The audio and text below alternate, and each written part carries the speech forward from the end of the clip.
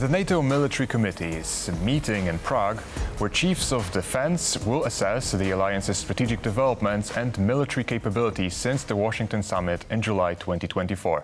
With the war in Ukraine ongoing and NATO's 75th anniversary in focus, this conference will evaluate steps taken to bolster deterrence and defense and deepening the support for Ukraine, strengthening global partnerships, and many more. Joining us now on TVP World, we have Robert Pszczel, who is the former director of NATO Information Office in Moscow, and Ján Michalčák, who is a former senior policy advisor at the Czech Ministry of Defense. Good morning to you, gentlemen. Good morning. Good morning. So I would like to start with, I believe, the most important issue right now. As NATO and Western partners of Ukraine are weighing in whether the West should give Ukraine the long-range missile capabilities to strike deep into Russia, Vladimir Putin said that any such strike with such Western weapons on Russia would mean a direct confrontation between NATO and Moscow. So starting perhaps with Robert Pszczel, is the Third World War coming up soon? No, I don't think so. I mean, it's a serious question, of course, and anytime you ask a question about war, particularly Third World War, and there is a mixture of elements in which one always has to keep in mind when discussing this in the context of NATO and all the countries that care about their security. On the one hand, we know perfectly well what Russia is doing. We know perfectly well what kind of country it is. It is still a country, a nuclear country.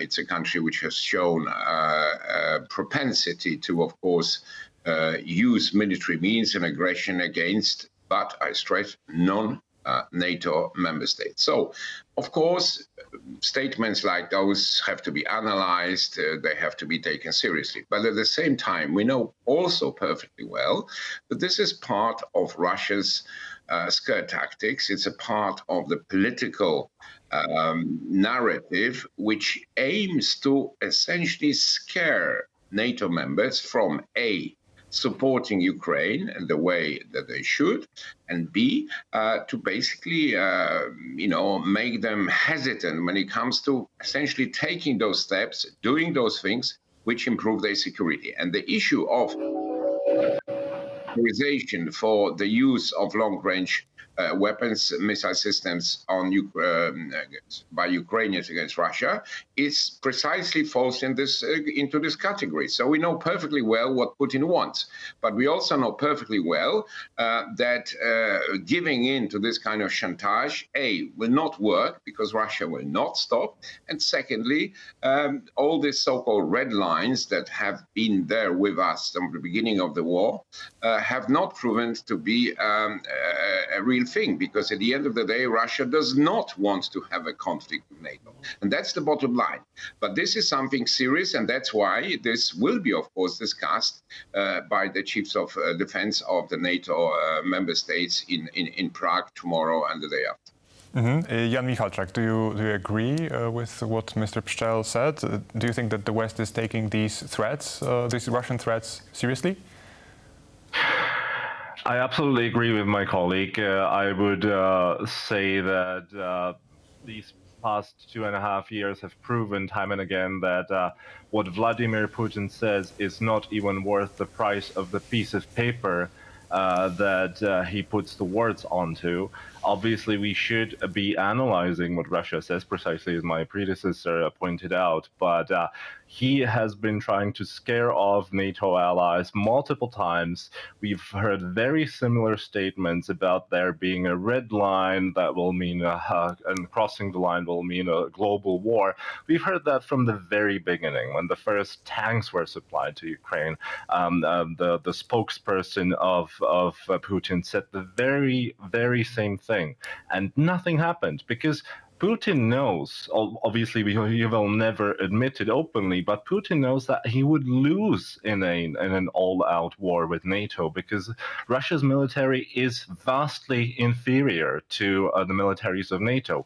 And his only bet is on scaring away NATO using the nuclear threat, which is real, yes, but if it came to a conventional war, Russia would lose, and Putin knows that. So scaring is the only tactic, and unfortunately for at least some NATO allies, it is at least partly working, because I believe that the hesitance to allow Ukraine, for example, to strike deep into Russia's territory is at least partially related to the threats, because we know that Putin is a liar. We know that he's just waving the threats and probably not going to deliver on them. But at least some Western leaders are hesitant because they obviously have to weigh the risks. So if something, those threats lead to delays that then cost Ukrainian lives and Ukrainian territory. And without those threats, I believe that Western leaders would act faster, which would benefit Ukraine. Mm-hmm. And now let's move back to Prague, because these meetings of the chiefs of the general staff of NATO, they aim to implement some of the decisions that were already taken on previous NATO summits. So I would like to ask Mr. Robert Pszczel, what are these major decisions from Washington summit which now need implementation? Well, there's you can say a cluster of them, and they are to do essentially with the most important. That's the reason for NATO's existence, the raison d'être, as French colleagues say, of NATO, is the defense of its members. Hence, the discussion will focus on the something which in NATO's jargon is now called the or the family of defensive plans. Those were actually adopted not even at the Washington summit. They were adopted a year ago, Vilnius, but now is the crucial time where the nations already know, because that has been communicated by NATO's military authorities, what they need to provide. And these are very specific. These are, of course, not public documents, but the essence of this approach in terms of the modern, 21st century NATO, this is a new approach, but in a way, it actually reflects the situation, the type of approach that NATO used during the Cold War. What it means is that there are specific plans to defend each country, each region. These are interconnected, but also, perhaps most importantly, there are specific tasks assigned to specific units that the nations have to provide. And that is the essence, what the military will be basically kind of, checking with each other, because they have to implement those plans. But these plans, in order to be implemented, require money, require resources, and this lies in the hands, of course, of the political masters, or very often the ministers of finance, etc. So I think this is extremely important, because you cannot get a better answer to the questions if you want the Supreme Allied Commander. Today is General Cavoli, who will be briefing allies, to actually be able with confidence say, yes, I have the right configuration, I have the right resources. What I ask you to designate, and then we have to talk about training and other things. And I feel that I have this right mix. If he can say that, that's good. But most of the time, he will have to check that there are some gaps. And then the issue will have to go up, as they say, to the next meeting, I guess, the ministers of defense. And that's the most important topic. The second topic is the assistance package to Ukraine. And in Washington, NATO has taken upon itself a bigger task than before, which is to coordinate the whole range of military support.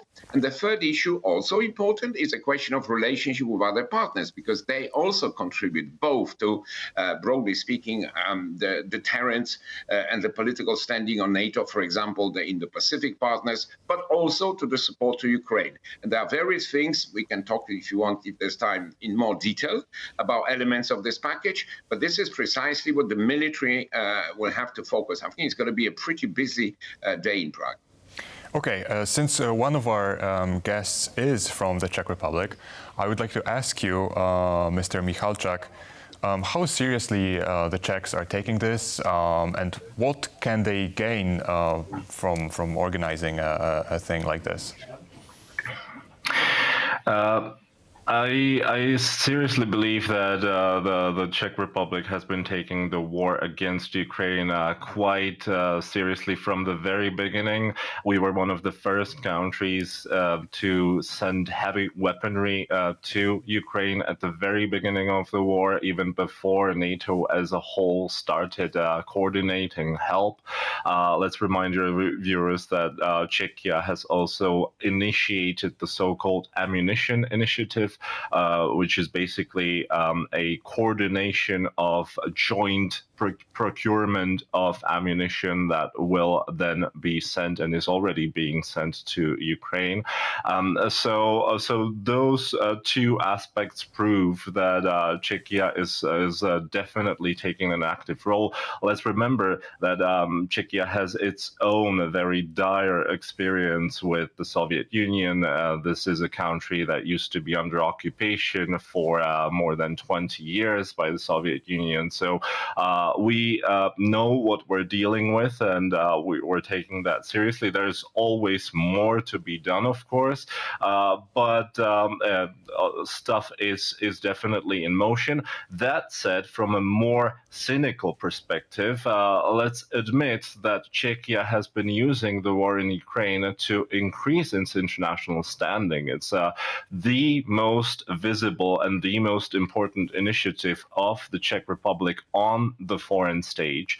And I would not be afraid to say that thanks to Ukraine, cynically, Czechia is yet again visible on the international stage because it is taking an active role in something that really matters. So obviously the current government is profiting from its actions. Sometimes those actions may be somewhat inflated, somewhat exaggerated for the domestic audience, for the voters. We hear time and again in Czech media about how the ammunition initiative matters, and it does, don't get me wrong, but maybe, just maybe, we should also talk about the role of other NATO allies that contribute to the initiative and that have much larger budgets to make sure that the initiative really matters. So that said, Czechia has started some initiatives, but it definitely should not be taken for the most important player on the international stage. Yes, when you look at the percentages of GDP contributed to Ukraine, Czechia is one of the largest, but when we take absolute numbers, obviously there are much more important players that play a role. That said, my apologies. That said, the meeting of military heads is one of the most important NATO events ever to have taken place in Prague, and that is also important, especially in the year of the 25th anniversary of Czechia's membership in NATO. Mm-hmm. My last question is perhaps very complicated and multi-layered, but I would like to give both of you a chance. So if you could answer now briefly, I would like to ask about the general direction in which the NATO is going. Where do you see the future of NATO? Because some people said that it's outdated before the war in Ukraine, and then we see this new energy. Where do you see it a few years from now? Mr. Robert Pszczel. Well, I think we have the biggest war in Europe going on right now. Czechia is, you could say, formally speaking, not a frontier state, but it's almost a frontier state. And I would not use the word cynical. I think it's actually, what Czechia, the government is doing, is giving a good example for others. Poland, for example, is a frontier state. So for us, and of course the Baltic countries, Sweden, Finland, nobody needs to explain to us how important it is. It's like 1/3 of the population of Lithuania is already, they have bunkers assignated. This is serious stuff. So things may look a bit different if you are in Portugal or in Italy. And we have the plans, we have the political decisions in terms of the collective defense. We know what needs to be done. The real issue right now is to mobilize the same way and unite, keep NATO united, to be able to fulfill those tasks that it knows they are important and they will work. They will provide security. So yes, supporting Ukraine. Yes, providing resources ranging from industrial production of defense material to the actual provision of the necessary units. But it also involves, I always keep saying, it always starts with the defense spending caps. And there is, frankly speaking, a lot to be done.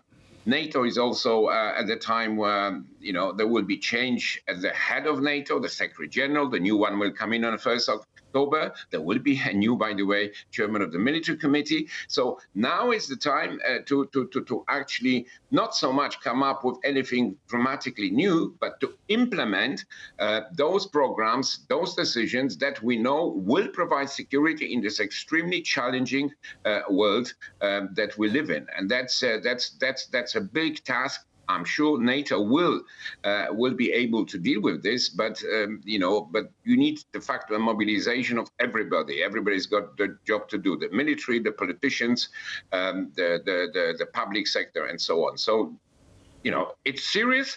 It is manageable, but there is no time for holiday. Mm-hmm. And Ján, briefly, where do you see the main challenges for the NATO coming up?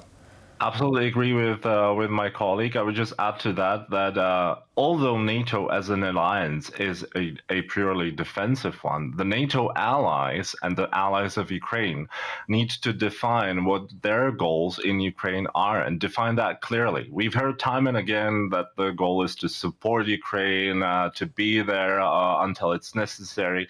And that's all nice, and it's good to hear for the domestic audiences. But what does that really mean? Do we want Ukraine to survive in some form in a smaller state, or do we want Ukraine to win and regain its independence and regain its territory? And I think that is also important for NATO and its allies, although NATO is defensive in nature, because if we don't define that, and if there are still delays in providing thank you very much. Unfortunately, this is all that we have time for. Thank you very much for being with us. Thank you for watching. And stay here on TVP World for more updates and comments.